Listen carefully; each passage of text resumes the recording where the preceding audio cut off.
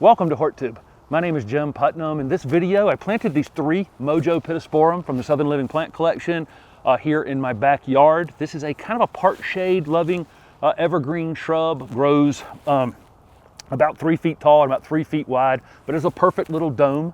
This space, about this point in my backyard, there's a lot of early sun in the day, but by about 1 o'clock, large trees back here start to kind of take over the area. That should be the perfect amount of sun for these. Pittosporum, like well-drained soil, it's super important with Pittosporum.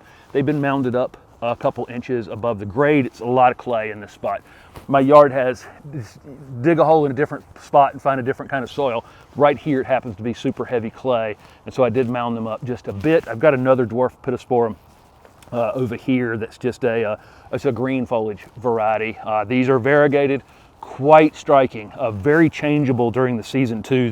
The newest growth on them is almost like a lime green with the variegation in it, and then over time it becomes a creamy white variegation on kind of a light green color. You can see that in the close-ups. It's just always looks like kind of multiple different plants growing together.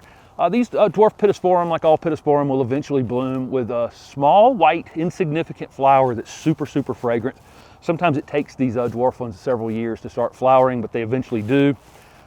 Again, well-drained soil. These can be pruned in the late winter. These will almost never need to be pruned. I may get a crazy limb here or there that needs to come off. Otherwise, I can't imagine needing to actually prune these in the next 5 or 6 years, honestly. This is low maintenance, truly low maintenance. Perfect little doming thing. It can be fertilized in the late winter with a slow-release fertilizer of your choice. Otherwise, just nothing to do here. I planted them this morning in early December. I'm in zone 7B. These are hardy in zone 7 to 10. I'm going to water them in once here, and I don't think I'll have to water them again until sometime late spring or early summer, just depending on conditions. I don't water just to water. I water when it's actually dry. I have drip irrigation running through here. The drip irrigation's not on a timer. When this backyard becomes dry, some point I'm sure in late spring or early summer, I'll turn the drip irrigation on, and that's how they'll get watered. Otherwise, I'm leaving them alone. This is a plant that you could easily love to death. If you were going to kill this plant, it'd be because you thought about it too much, watered it too much, just in general gave it too much of everything.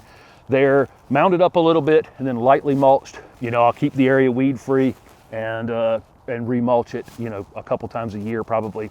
Other than that, nothing to do on them.